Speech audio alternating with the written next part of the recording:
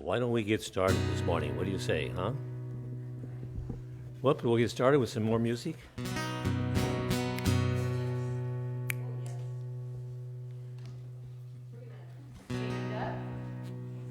Oh. So for this song, we have a few hand signals, just an easy one this time. So light, love, and glory. Okay. The big three. The big three. The word for your bulletin.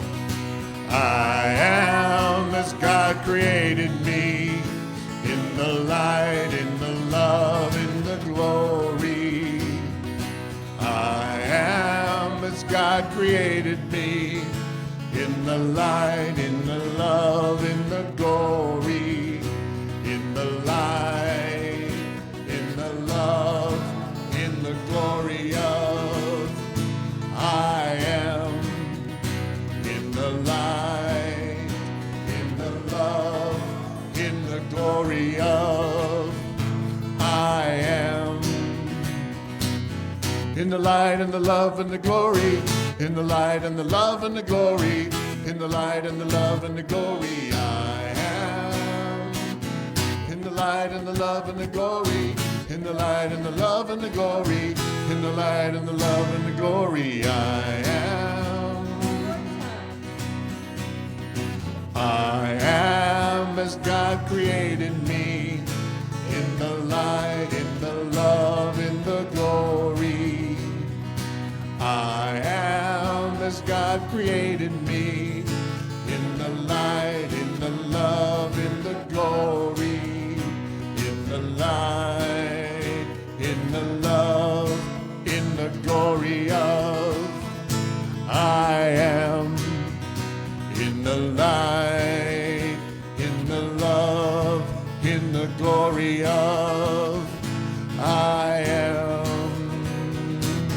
In the light and the love and the glory, in the light and the love and the glory, in the light and the love and the glory I am. In the light and the love and the glory, in the light and the love and the glory, in the light and the love and the glory I am. Beautiful. Thank you. Good morning, everyone. My, what a way to open up, huh? Welcome to our Sunday celebration day. Thank you, Blaine and Annie, for bringing that music to our morning. Yeah. And thank you, Donna Stevens, for that meditation earlier. Where is Donna? There she is, over there. Thank you, thank you. Those meditative moments every Sunday morning. Be here, 10:30. Is there anyone visiting us for the very first time? Are you here for your first time, sneaking in and saying how? Okay, looks like we're all family. Welcome. All right, got it going. Hey, did you guys catch that 100-year happening of this past week on Tuesday? Special Tuesday? 2/22/22? Yeah? Wasn't that kind of interesting? If you missed it, you got to wait another 100 years. You should catch another one, I think. That's what they say. I think it's Okay, so we need to look at some important announcements here, very briefly. I think I can read without my glasses. Could someone hold that? Could you hold that for me? No? Okay, sakes. Look, I got it here. okay. So we want to say thank you for wearing your masks. Golly, you guys are so loyal in doing that. You have such great patience in doing that. And we're not going to speak to that at this moment, from now on, this moment. Next week, we got a nice surprise come along. Well, it's not a surprise. It's in our bulletins, and we expect it. Reverend Julie Applegate, our feminine voice of God, is going to be speaking on playing Twister with God. That sound like an interesting one? Well, show up and you'll find out what it's all about here. Now, your copy of the March Joyful News will be published this week. Look for it among your emails. That's a good way to find it. Now, some of you wish to have it mailed to you. We do that also, but the email is the best way to catch it. And with this light and the love and the glory thing, we're going to move right into the morning with what I like to call spiritual prayer. This is where practitioner Cheryl Ostrander She's hiding behind me right here. She's going to bless us with these next sacred words. Cheryl?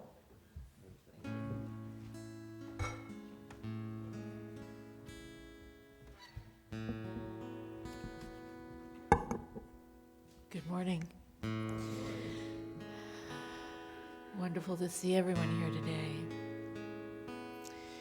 I just invite you to turn within and accept and acknowledge this one perfect moment we call now.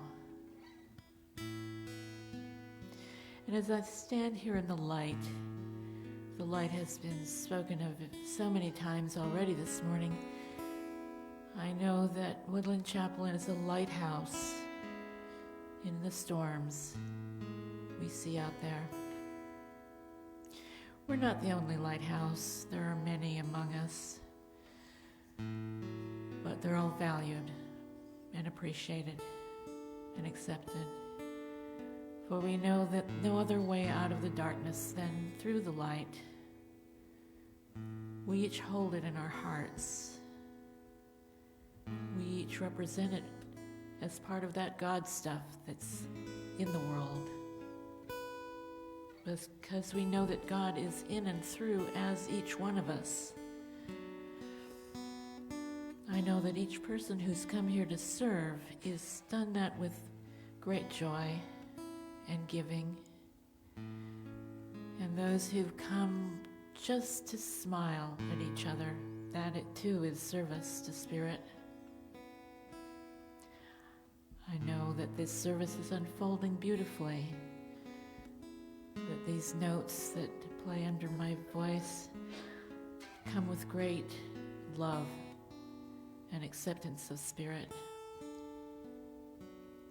I know that the words that are spoken here today touch each heart in an individual way, perfectly, and that we leave here carrying them with us. I'm grateful for these words, for this music, for this service. I'm grateful to be here among you. And with that gratitude and a shower of blessings on all of us, I release my word into the law, knowing it is done as spoken, and through grace so much more. And together we say, and so it is. And if you would turn to the affirmation in your program and join me in saying, I give to the world my love, trust, and joy. My faith leads me to love.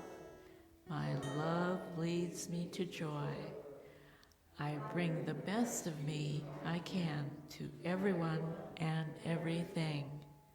My life is wonder-filled and wonderful, and so it is.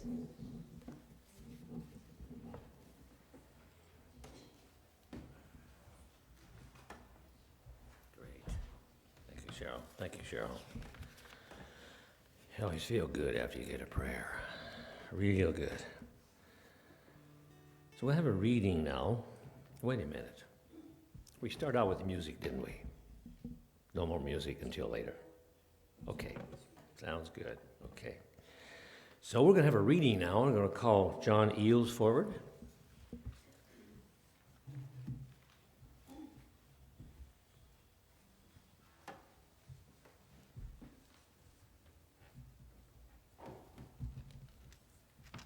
Good morning. Good morning. On the theme of the game of life, we start out with a quote from Maya Angelou, which says, "You can only become truly accomplished at something you love. Don't make money your goal. Instead, pursue the things you love doing. And then do them so well that people can't take their eyes off of you." And Ernest Holmes continues in the same vein, "Do not hesitate to enter into the game of life.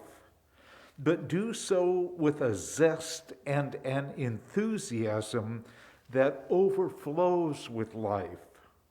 Fill yourself with the radiance of life running over with the power and usefulness. Then shall the world see your light. And the reading continues today. There is an inner guidance system that, once installed into your awareness, illuminates the soul and awakens the divine senses of infinite truth. You become aware of your awareness, a soft and subtle exploration of preference and style, the realization of your unique and glorious individuality, seeing yourself in the reflection and powering up the voltage on your inner knower. It is a brave and courageous soul who shares their newfound freedom, the meeting of presence alive in you. You need not convince, justify, or defend the knowing of your light, not to anyone. This is the holy and sacred unity of spirit, remembering that you are spirit remembering. Wholeness and oneness are the infinite and eternal embrace. Know the goodness of your own heart. Know the will and determination of the divine mind, that it has your highest expression of light and shines through you. Only fear dares to hold your light under a bushel, and the only place fear exists is in the workings of your own mind. But now in your awakening, you can trust that the power and grace that drew you to this moment can draw only from its own being. All that is in you and around you is drawn from this divine substance.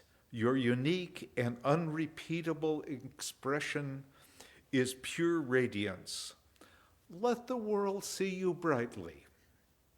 Let us see your zest for life, a life well lit. And we have an affirmation. We never seem to run out of affirmations here at the Woodland Chapel. So for today we have, I move through this day with divine zest and joyful enthusiasm for everything I do. I am uniquely qualified to shine the light of Spirit in all that I am.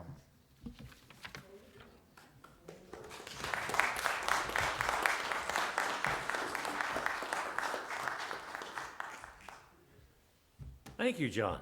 Thank you very much. I think now we're going to have some special music. Yeah.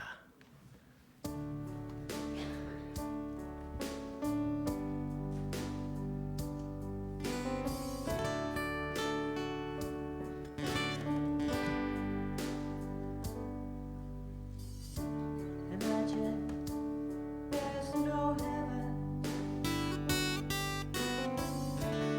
Wonder it's easy if you try. No heaven.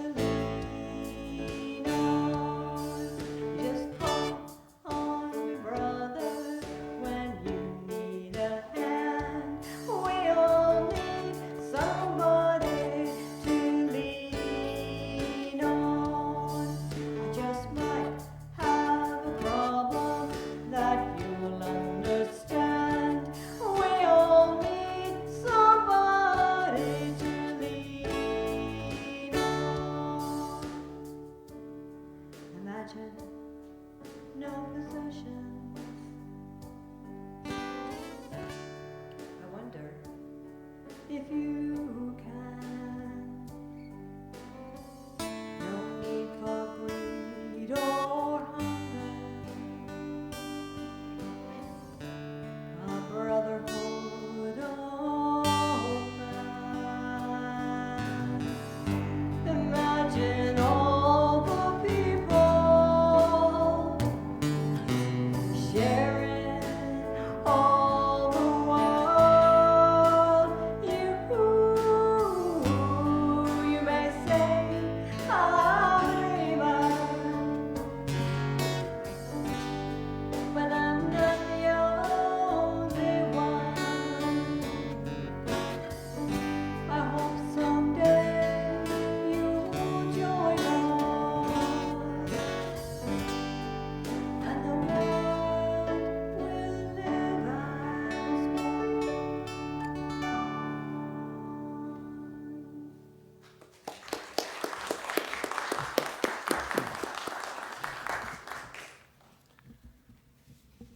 I know there's no one here that has any anxiety this morning. Thank you for that. Oh, my goodness. If you should have brought with you today a little bit of anxiety, a little bit of sense that the world needs a little more love, fear may be creeping around the corner, but, Reverend Moore has a talk today that's going to give us a message, busting that fear. Reverend Moore, would you do that for us? I'd love to do that, Reverend Don. Let's give Reverend Moore a Absolutely. Good morning. Thank you, Reverend Don.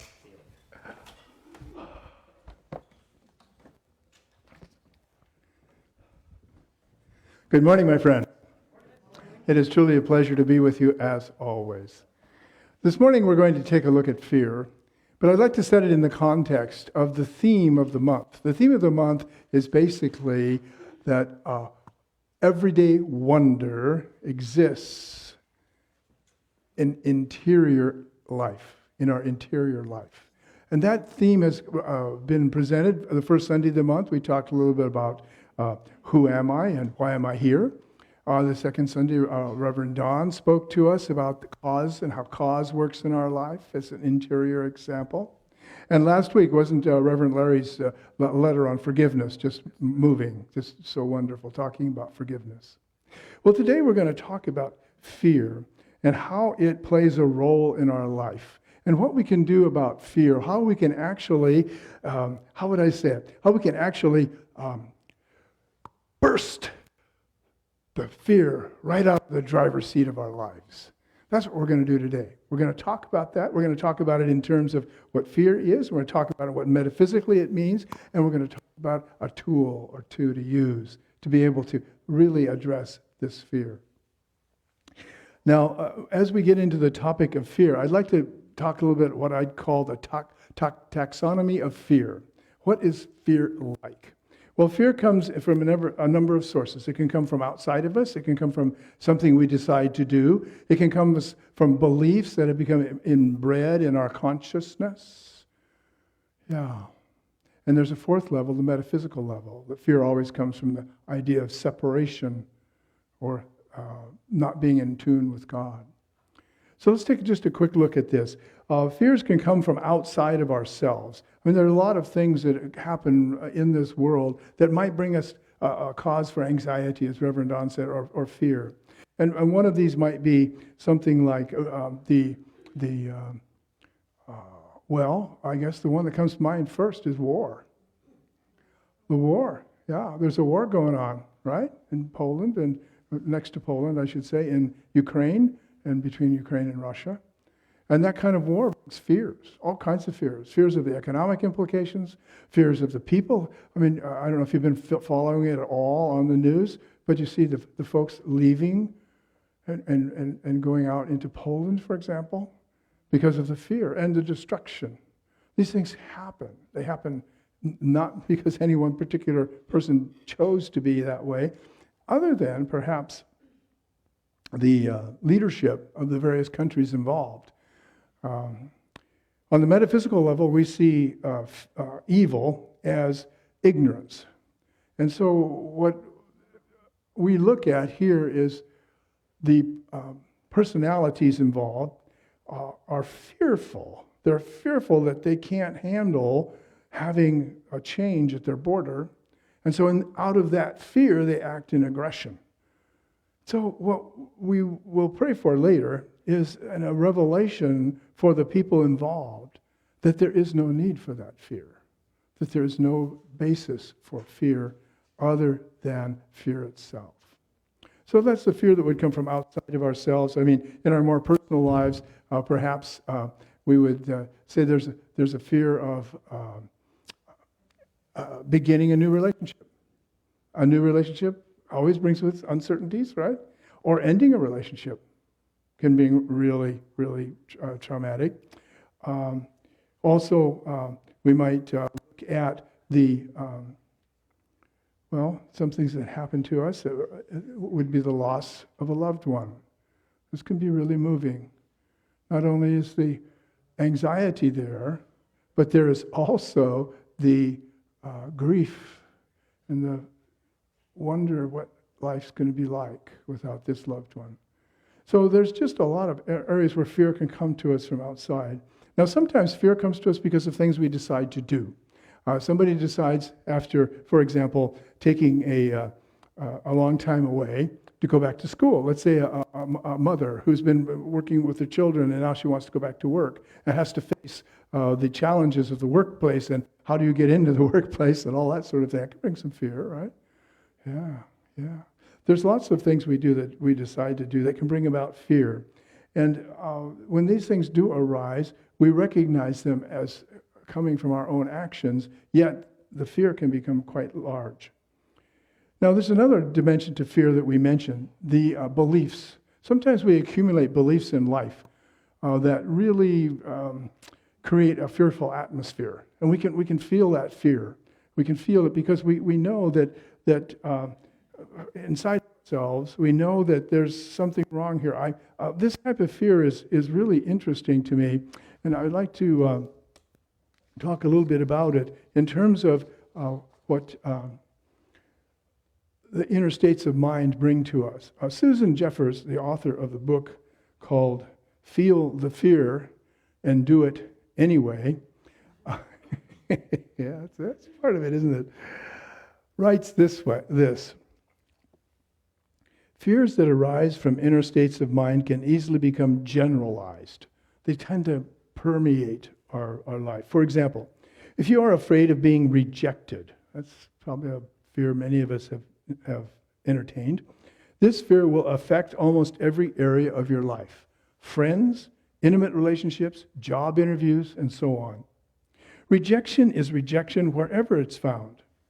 So when you feel rejected, you begin to protect yourself, and as a result, generally limit yourself.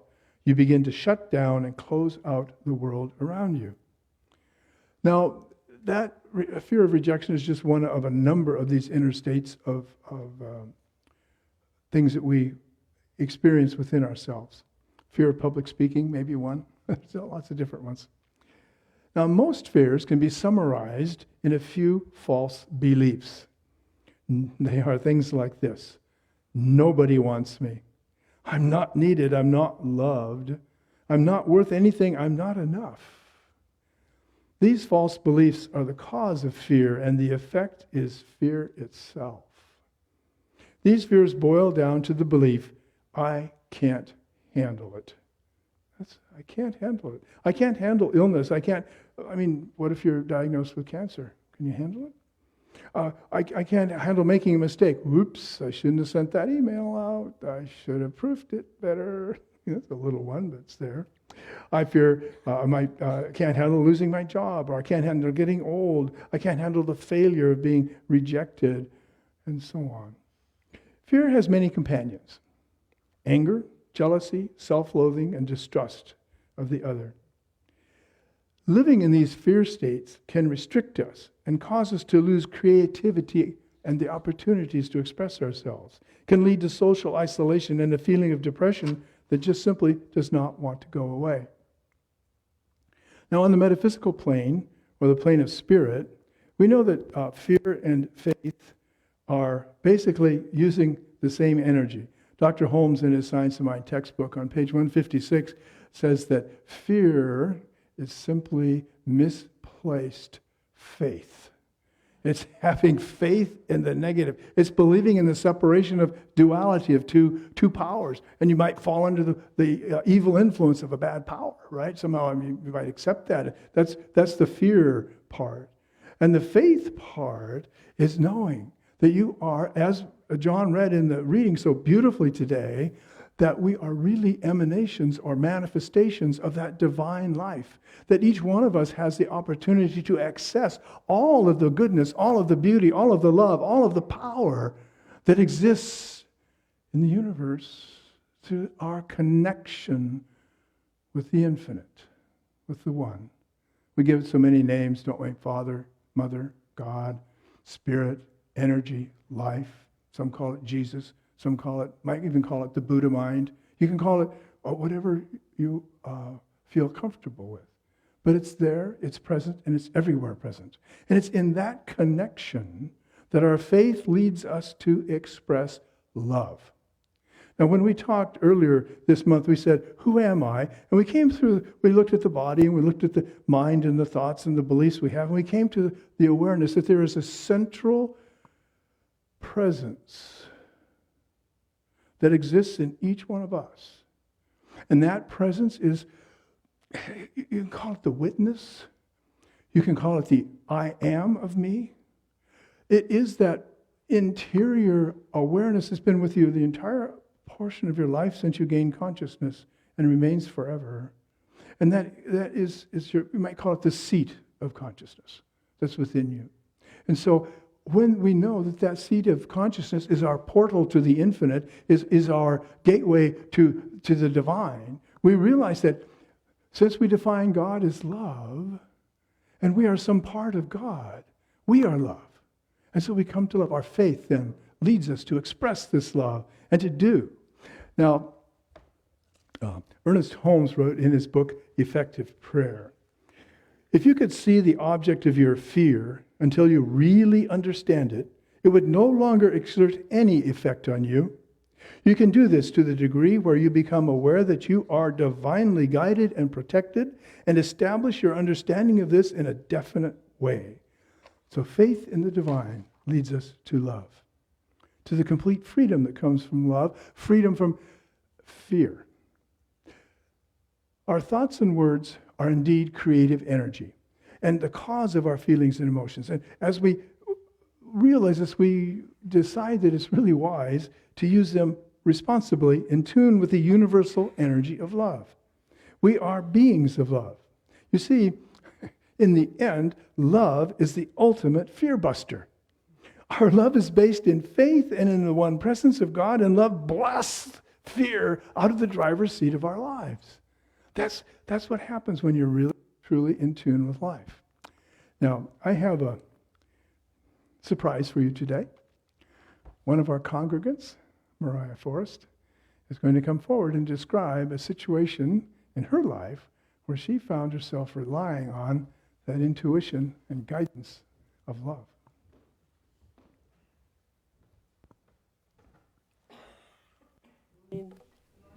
Good morning, Mariah. Hope this is coming out okay. So this is an example of me in my life. I'm often let go, let God, and reminding myself of that. Even for this morning, let go, let God. Divine Spirit is here and guiding me, and I'm reminding myself that this is in service and hopefully meaningful to you.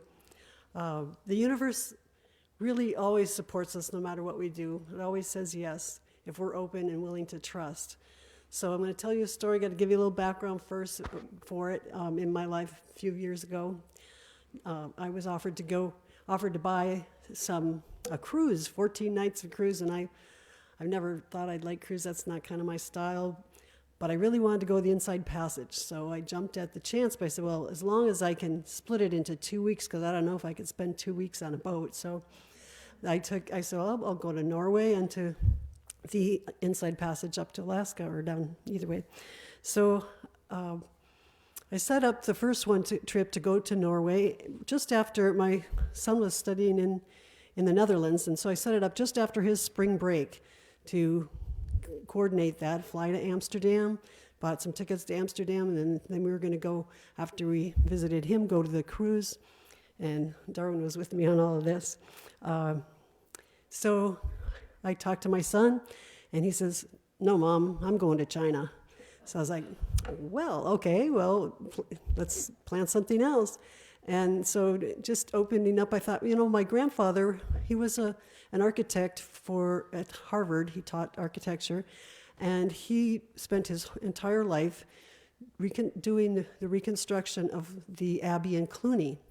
And so I'd always heard of Cluny and his work, but I'd never been. So I thought, well, I'll go see. He had been dead for 32 years at that time, but I thought, well, we'll see if anybody remembers him, and maybe I can see what he did over there. So I got online and looked up for a hotel and picked one. I said, I think that I've seen that one in pictures, and so made arrangements. So we went there, and when we got there, in the lobby, there was a huge display all about my grandfather with news articles and that kind of thing. And I asked the then owner, I knew she was too young to have known my grandfather, I said, "Is the woman who owned this hotel still alive?" And she said, "Oh, yes." And I said, "Well, I'd like to meet her." So I don't speak French. She called and made arrangements for us to have an appointment. And so we had set that up. But one of the ways we like to explore when we're traveling is to go around the town and just walk around and get a feel for it, the culture, the place. And so we were walking around, and on a wall, just a random wall in the town where two roads came together, I saw a little poster. And so I walked over to it, and on the wall was a picture of my grandfather on the poster. And I was just amazed. It's like, what? This is my grandfather. And so it was an announcement about an exhibition called An American in Cluny, Kenneth J. Conant, and that was his name. And so I was like, wow, this opens in 2 days. We're going to have to go. And I had just decided that we needed to stay a couple extra days so we would be there. And so when it opened in 2 days, we'll have to be there. Well, then we went to actually to visit the woman that had owned the hotel, and she had called us and just changed the time a little bit. So we went to visit, and we arrived at her door, and she says, "I'm going to the opening reception of the exhibition. Do you want to go?" I was like, well, of course. So it was just, everything just kept unfolding for us. Then when we went into the exhibition, a man came up to me and asked my name, and he's saying Petitfil, and he didn't speak English and I didn't speak French, and I'm like, okay, and he wanted to know my name, so I told him my name. So then went through the exhibit, and really wishing I had knew French, but it was they had huge panels on each decade of his life and the work that he did, the excavations and that kind of thing, and then a room with all his books and letters he'd written. It was just amazing to see this. And then everybody kind of went right through and out to the reception, and they were talking, and I'm busy taking pictures. Then I hear Petitfil, and I was like, oh, that means granddaughter. And I put my camera down, and he introduced me, and everyone just gasped. So I was like a celebrity at the time. It was so I was busy talking to people, and Darwin was trying French wine and finding out he really likes it. But the people became really friends with us. I'm actually friends on Facebook with some and still in contact. And they brought us into all other types of activities and helped us enjoy the city there. Just seeing if I have any notes But as Darwin says, everything just fell into place. We were just open for that. And that actually continued throughout the whole trip for catching trains and for getting to the right place at the right time and finding where we needed to be. It was just amazing.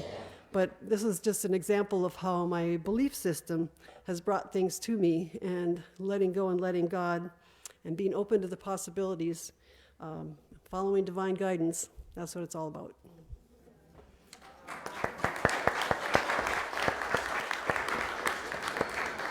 Yeah. I think that Mariah and Darwin's story shows how the belief that I can handle it leads to actions with wonderful results. Did I read to you about I can handle it from my material? Remember? Yeah, no? Okay. Well, that's when we deal with, I'm just kind of supposing a little bit here that one could have been very upset when one's son said, no, I'm not going to be there, and could create some anxiety and a little fear maybe, but the ability to stand in your consciousness, to stand in that seat of consciousness, and just rely on the presence of God to smooth things out for you, works. It works. And Mariah and Darwin proved that they could handle it. Now, here's a tool, I believe, that opens our minds to the love that overcomes fear. Last Thursday, in our book discussion group, the group reviewed chapters 8 and 9 in The Untethered Soul by Michael A. Singer. And Michael writes that the way to handle our fears is to relax and let go. Well, that kind of makes sense. If you're really confident in yourself, if you're really confident in what's happening in your life and your connection to the infinite, you can relax into that. And then you can let go and let things unfold. Okay? This works. But the group came up with another phrase, another saying that I think actually gets a little closer to the truth. And it is pause and decide. Pause and decide.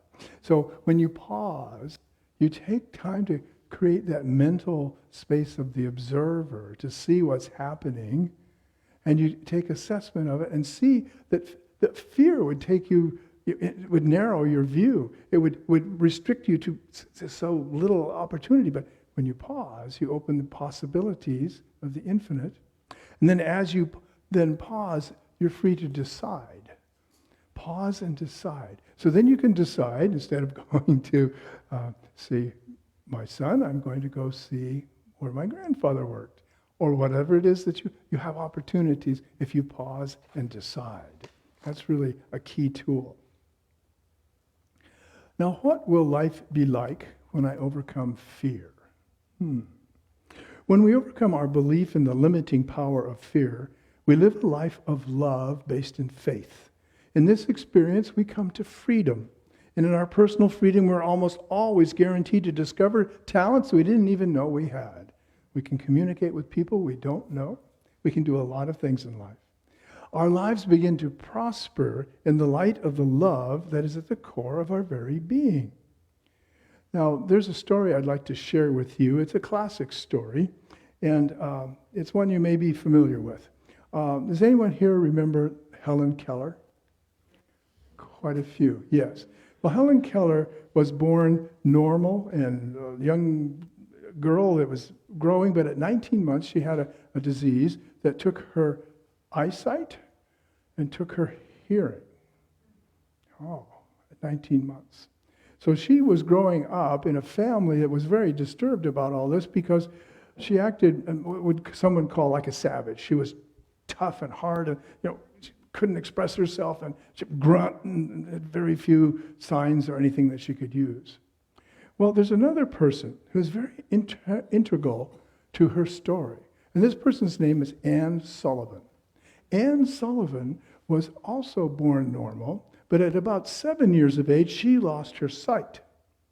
And so she had a rough growing up. She was in a group home that was underfunded and couldn't support her very well.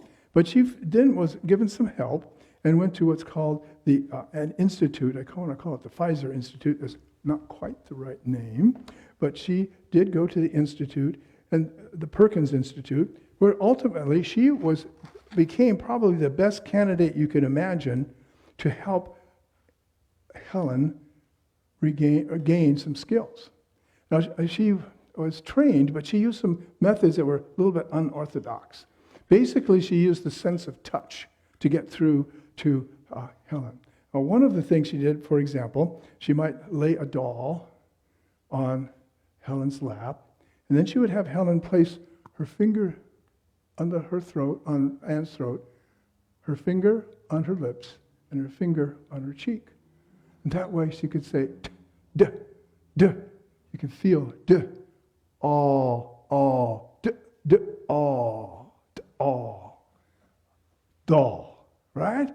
To introduce words. In the first 6 months that Helen was in this program with Anne, she learned 575 words. She learned the Braille system, and she learned her multiplication tables within 6 months. This young child of about 10 at this point. Now, Anne and Helen became very, very close friends over a whole life, over their lifetimes. And Anne was so giving of herself, so much drawing from that inner strength and that ability to know that I can handle it, that she was able to bring materials to Helen so Helen could learn French, German, Greek, and even Latin. It's amazing. It's just amazing. Now, if you should be interested a little bit in this, there is a movie called The Story of My Life. It was a feature film. It was based on the autobiography that Helen wrote. Oh, I should mention, Helen became the first deaf and blind person to earn a Bachelor of Arts degree. Interesting. And this whole story is in a film which was awarded an Oscar in 1962, starring Anne Bancroft and Patty Duke. It's also been remade for television.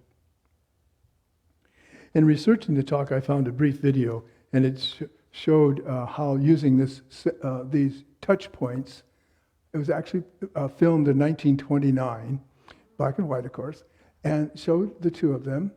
And what I really liked about it, and it just kind of moved me to tears a little bit, was at the end of the video, I would call it a video today, film clip, Anne spoke these words. Remember, she was blind, she was deaf, and she was dumb. She couldn't speak, right? She said, "I am not dumb." If you care for it, you can look it up on the internet. It's a cute little clip of life. So I encourage you to pause and to decide. Look directly into the eyes of your fear. Actually invite it into your heart. Now, sometimes fear can be good, right? I'll give you a quick little example of a healthy type of fear. I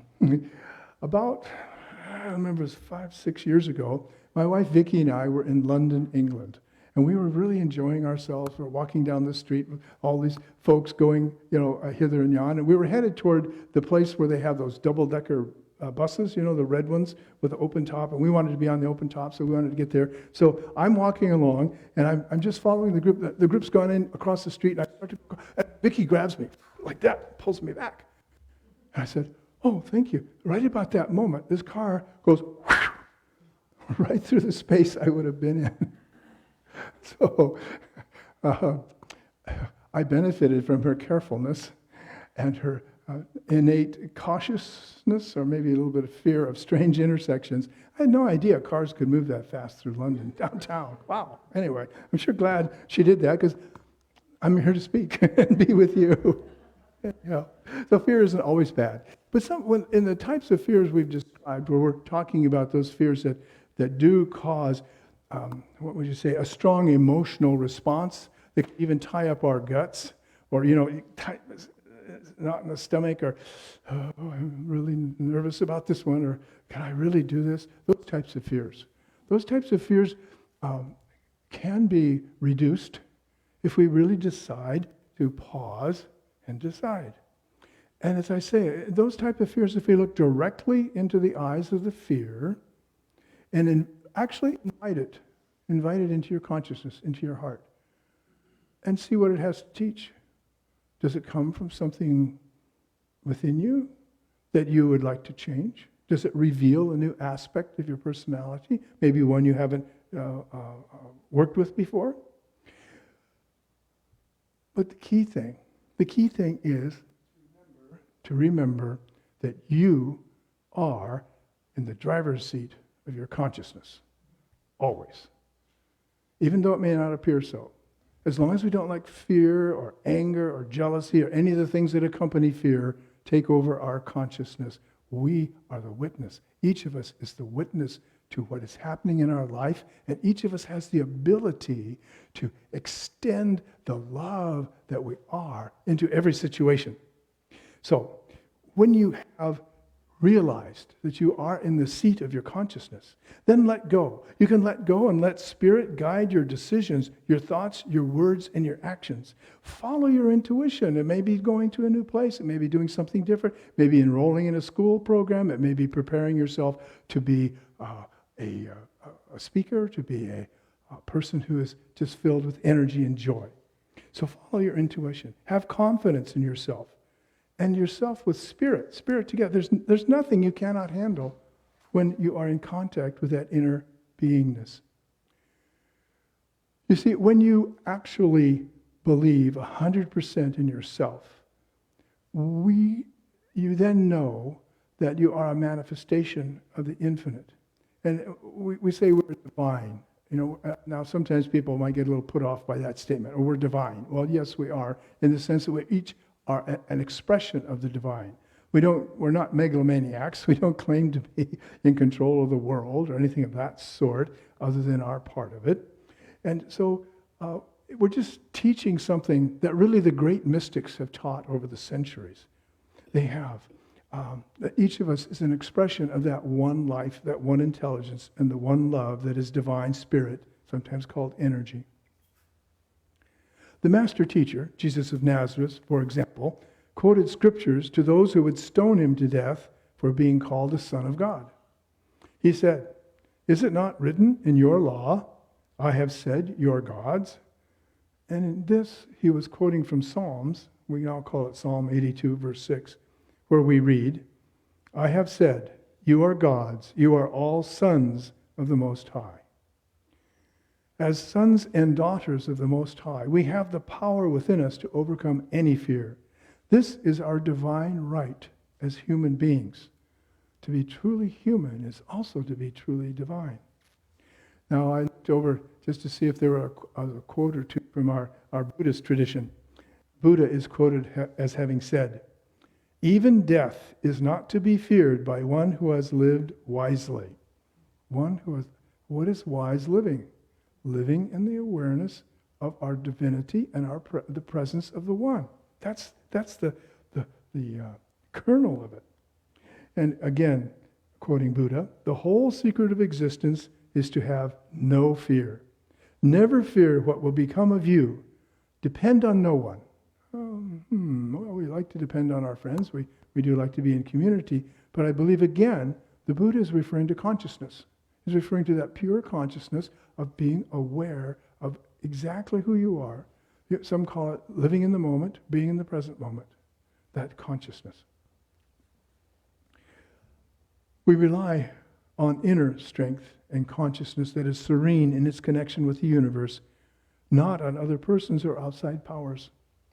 You see, the answer lies within you, as it always does. Some of us have already reached this high state of consciousness, perhaps. That's wonderful. It's pretty beautiful. But it may take most of us a little time and some serious processing to arrive at this blissful state of living wisely from the seat of our consciousness. The state where we are truly detached from the outcome, yet we're so in tune with the intention that we can pause, decide, let go, and let the Spirit of God work through our lives, and let the universe rise up to support us. When new fears enter, old fears reemerge, we will simply pause and decide and go back to our earlier decisions and act. When we do live wisely in the knowledge of our inner divinity, we can be confident in ourselves. The deeper we go into our true nature, the happier our lives become. When love blasts out fear from the driver's seat of our lives, we can live life full out. We can experience the ultimate fear buster, and that's love. We then become the presence of love in our world. We will remember that we're here to serve. We will remember that we're here to love, serve, and remember itself, this divinity. And in this way, we will help bring about a world that works for us and for everyone. So I invite all of us, me included, to access faith-based love. And do this especially when our doubts enter, or we have these sort of self-derogatory thoughts, or when fears rise up and emerge. Remember, I can handle it. Would you like to repeat that with me? I can handle it. I can handle it. I can handle it. I can handle it. That's our message for today. Namaste.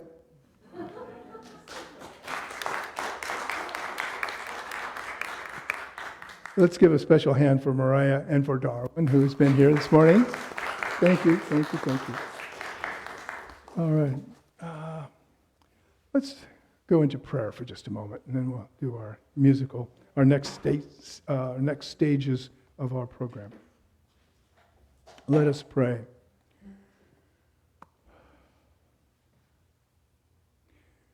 As I take this moment to pause, I decide to reach into that connection which is at the center of my beingness. And in this connection, I know there's but one life, one love, one law, one energy. And this energy lives in me, and it lives in and through everyone. I state clearly now, as I am connected to this source of infinite wisdom and love, that I am open to the realization that love conquers fear. I'll acknowledge that faith leads to love. I know love lives in me. I declare I can handle it. And I know what is true on my individual level is true on the universal level. And I declare right here and right now that the world can handle it. That there is a way to end this conflagration that is occurring in Poland, not in Poland, in Ukraine and in Russia. And this is through individuals becoming aware that they are acting out of ignorance and fear and overcoming that fear. So I pray right here and right now that the divine Spirit of God lightens the minds of each person, brings the light of intelligence, the light of wisdom, and the light of compassion to every person involved in this conflagration. For there's nothing that the infinite love of God cannot improve. There is an archetype of peace in the mind of the infinite. That archetype of peace is available right here and right now to all who have brought about this unhealthy, inhumane situation. So in faith, I declare that there is an answer, and that answer is love, and that answer is compassion. And so I know too that I can handle it. Whatever it may be, the world can handle it. Even anger, even fear cannot drag me away from the divinity that lies within me. My faith leads me to love. My love overcomes my fears and leads me to joy. I bring the best me I can to everyone and everything. My life is wonder-filled and wonderful. I give to the world of my love, my trust, and joy. And for this, I give thanks. And I release this word into the universal law of love that simply says, yes. And join me, please, in saying, and so it is. Okay. We're going to now have some special music.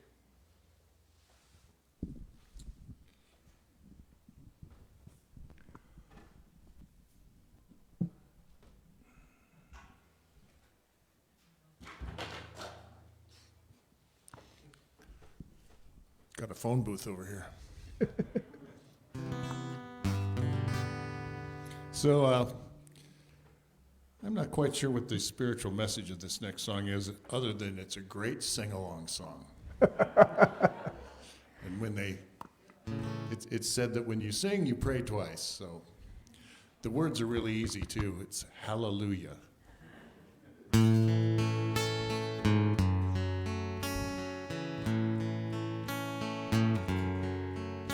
I heard there was a secret chord that David played. It pleased the Lord, but you don't really care for music, do ya? It goes like this: the fourth, the fifth, the minor chord, the major lift, the baffled king composing hallelujah. Hallelujah, hallelujah. Hallelujah. Hallelujah.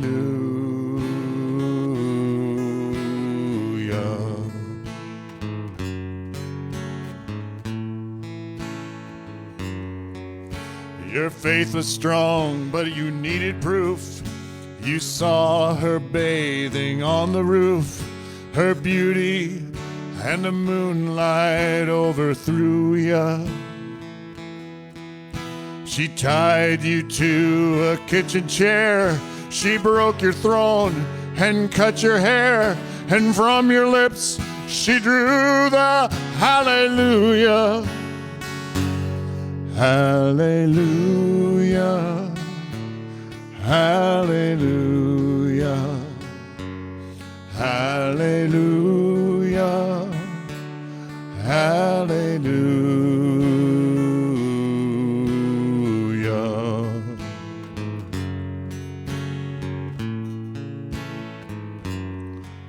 Well, people, I've been here before. I know this room and I've walked this floor. You see, I used to live alone before I knew ya. I've seen your flag on the marble arch, but love is not a victory march. It's a cold and a broken hallelujah. Hallelujah. Hallelujah. Hallelujah. Hallelujah.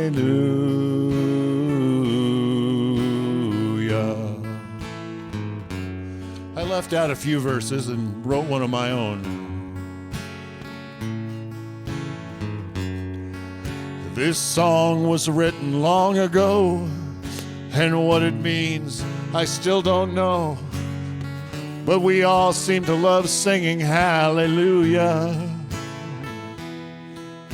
It goes like this: the fourth, the fifth, the minor chord, the major lift, and then we all stand and sing out hallelujah.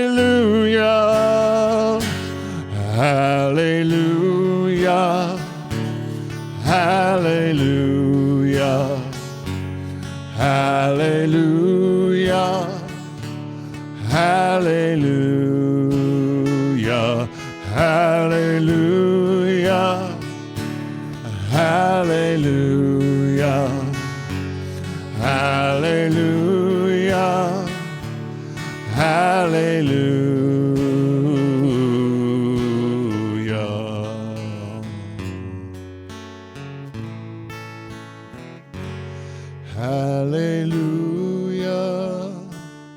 Hallelujah. Hallelujah. Hallelujah. Hallelujah.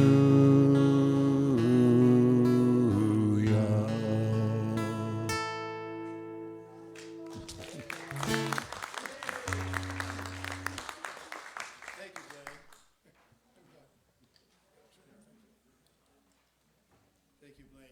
Thank you so much. And we're just delighted to be able to realize that even in the midst of difficulties, there's cause for joy in the hallelujah of life.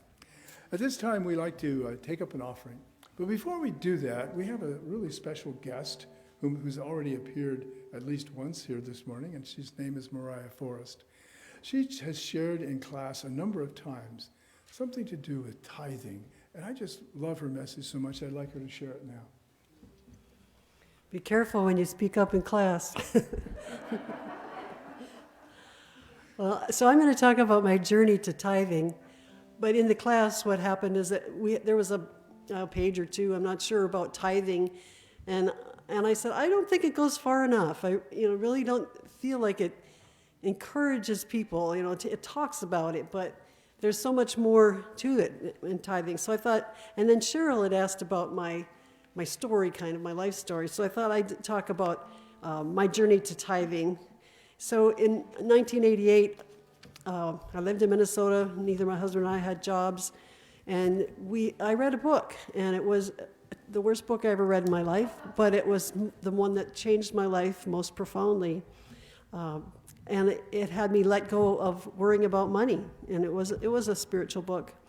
And I just needed to trust. So we moved to Oregon, and when we did, we started attending the Unity of Bandon.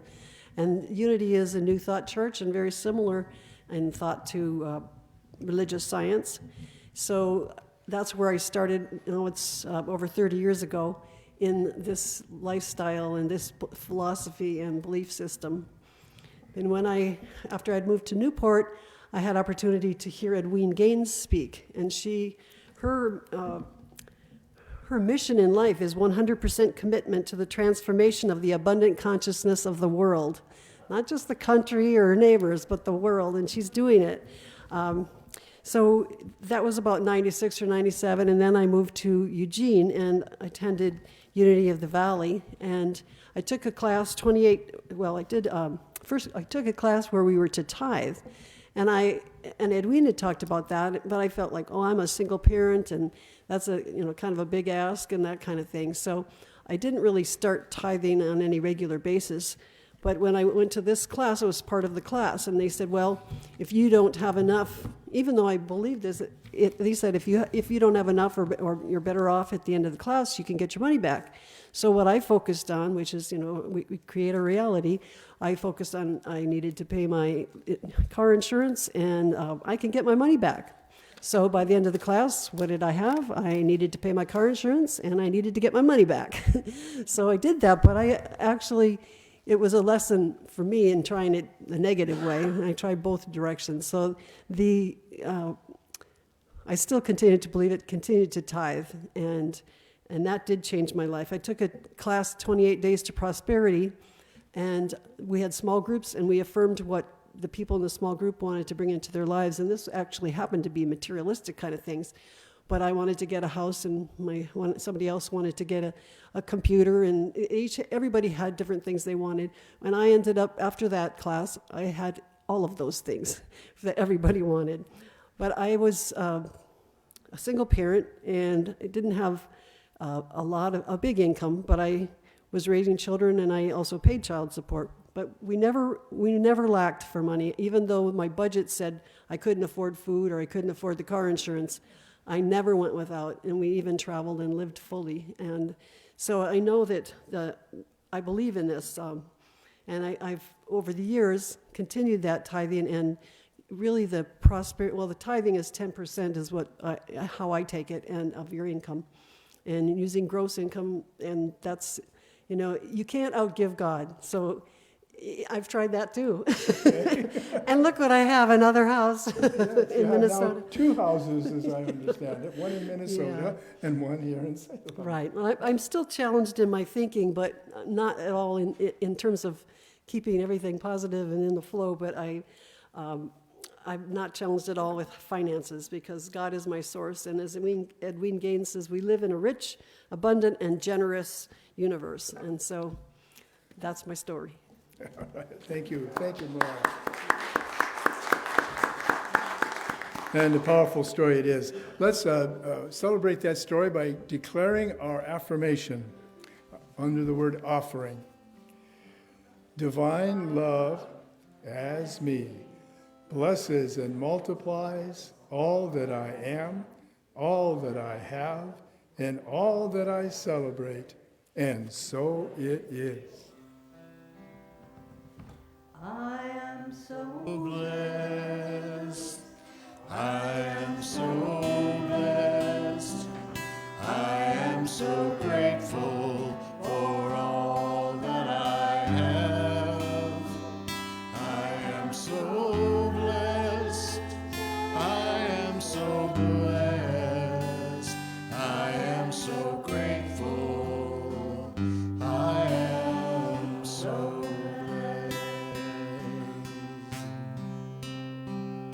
I am so blessed, I am so blessed, I am so grateful for all that I have. I am so blessed, I am so blessed.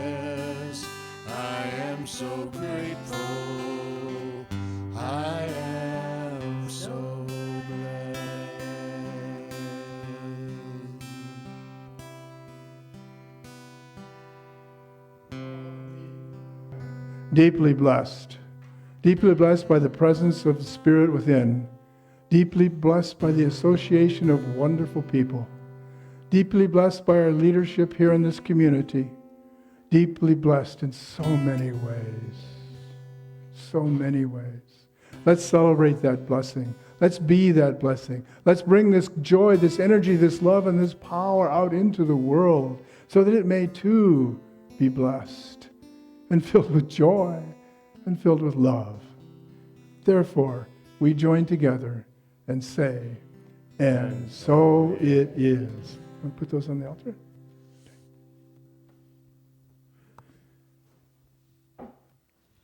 There's a prayer. There's a prayer that we like to say together. It's a prayer of protection. And we'd like to say those words.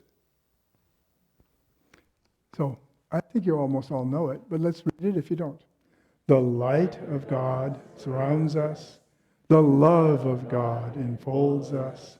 The power of God protects us. The presence of God watches over us.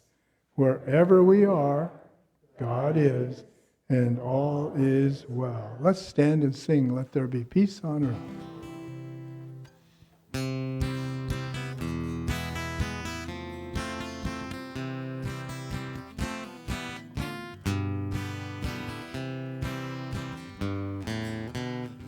Let there be peace on earth, and let it begin with me. Let there be peace on earth, the peace that was meant to be, with God as creator. Family all are we. Let us walk with each other in perfect harmony. Let peace begin with me. Let this be the moment now. With every step I take, let this be my joyous vow. To take each moment and live each moment in peace eternally.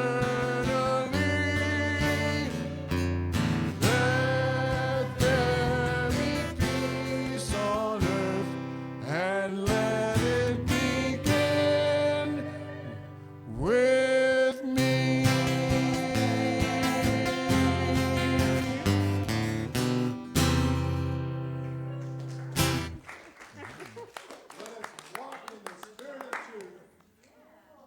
Walk in the spirit of truth, knowing that I can handle it.